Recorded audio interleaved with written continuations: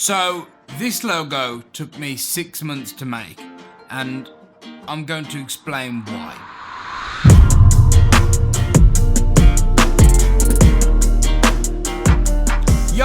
Yo, my name is Bradley Aston, and this week I want to talk about personal branding, or just branding in general. I want to discuss why branding is so important, why you should have a logo to your brand, and how to stand out and be recognisable from the get-go. Now, like I said in the intro, this logo actually did take me 6 months to make. This actually wasn't my first logo for my freelance career. My first logo was actually a tattoo that I nicked off some bloke's arm off Google and literally just traced it and used that as a logo. And that's what I used for my very first logo, and I used that for about a year, and I was Cedar Photography before I was actually Cedar Media. Where did Cedar come from? I get asked that a lot. It's literally the road I live on. I live on a road called Cedarwood Road.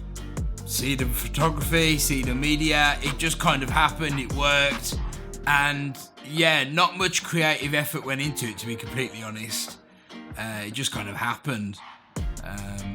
And here we are today, 4 years on.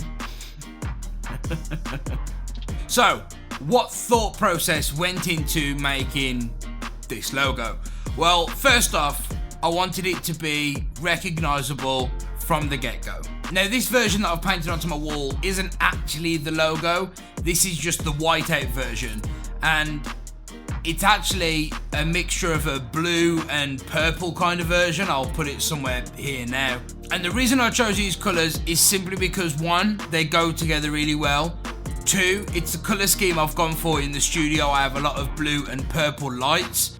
The thought process behind this is a lot of media companies in my area aren't using the colour scheme purple and blue. So my logo instantly stood out compared to the rest of the people in my area, which was a main factor going into designing your logo. So choose something that is going to stand out to your competitors.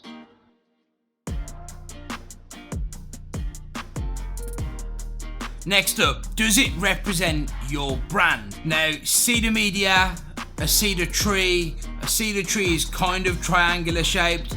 That's where the inspiration comes for the triangular logo, and that it's a bit far-fetched for me, to be completely honest, but the shape being more recognisable was more important to me than having a tree as a logo, to be honest. This is a bit more modern, a bit more versatile.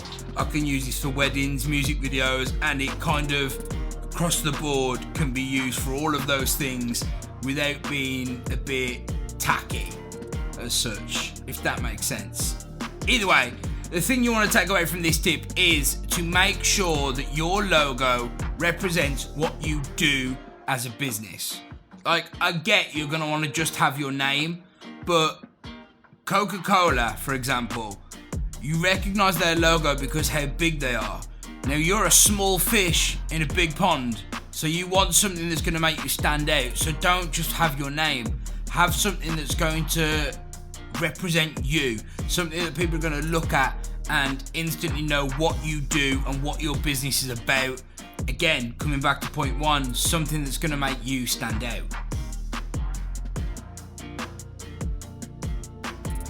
Now, like I've said already, you can see the white version of the logo on the wall.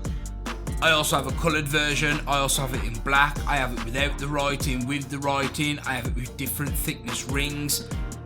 Why? Why do I have this? Simply because you should never have one version of your logo. Your logo needs to be versatile. Now, this is going to go on banners, posters, videos, business cards. It could be anywhere. You don't know where this logo is going to go. So make it versatile. Make sure you can still kind of break it down. I've got the entire logo with the Cedar Media, and then I've got the Cedar Media removed and just the triangular shape in the middle. Now, this works for me because I have an emblem. I have one singular part of the logo that's recognizable. So that can go inside of a profile picture, it fits nicely in a circle, or I can have the whole thing on the back of a jacket. And either way, no matter which way you do it, the main part of the logo is still the feature on both of those sections. Now, another point, make sure you've got several different formats for your logo. So have it in white, have it in black, have it in a JPEG in both those forms, have it as a PNG so you've got it without a background. You see where I'm going with this? That way, if you're ever doing a poster that's black or white, you can use the contrasting colour and you haven't got to sit there and re-edit your entire thing. So if I go into my folders now, I have this logo in several different versions. I have it with a shadow underneath the logo, without a shadow. I have it in different sizes for different formats. I have it in a smaller size for web pages. I have it in a bigger size for printing and having it on posters. It's just useful to have it in every format possible, or just to prevent you from re-editing your logo.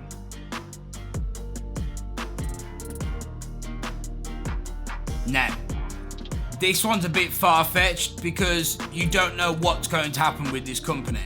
When I started Cedar Media, or Cedar Photography when it first started, I didn't expect it to be my full-time job.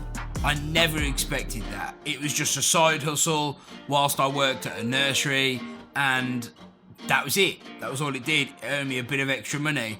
So I never thought that this was going to be used on the back of a t-shirt, for example. So, make sure your branding and your personal branding or your company branding is future-proof.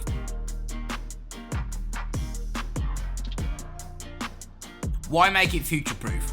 Well, you might bring out merch. You might bring out your own events. You might bring out caps, t-shirts, hoodies. Who knows? You might even bring out your own pair of jeans. And if you do, you're going to want your logo on there.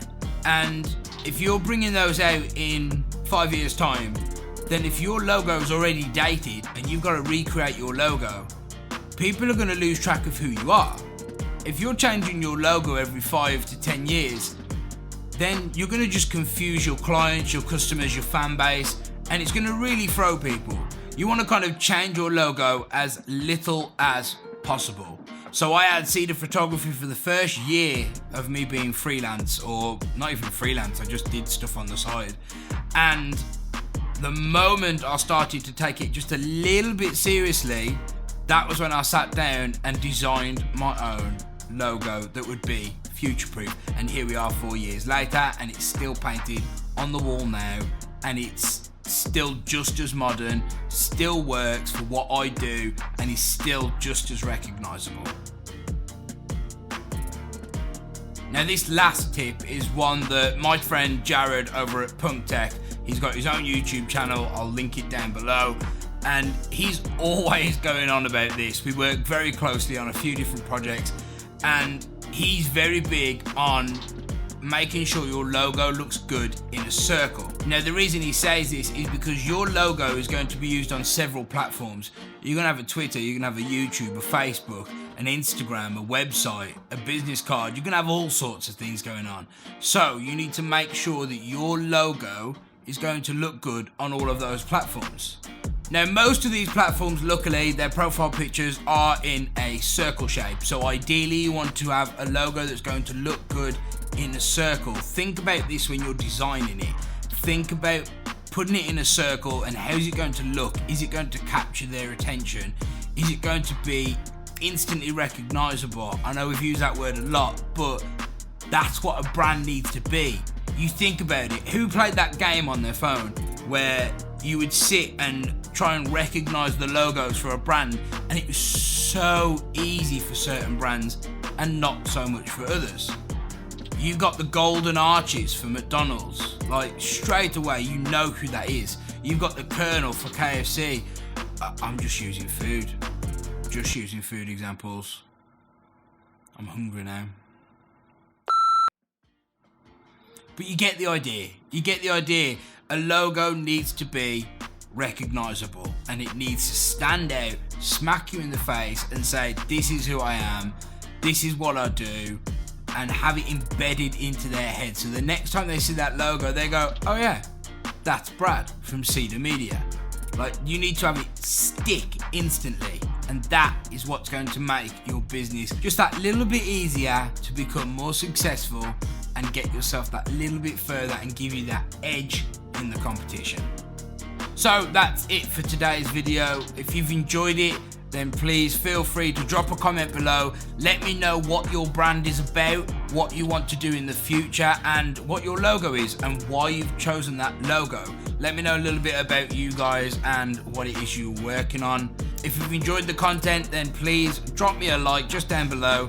Subscribe to the channel, join us here. We're doing tips every single week.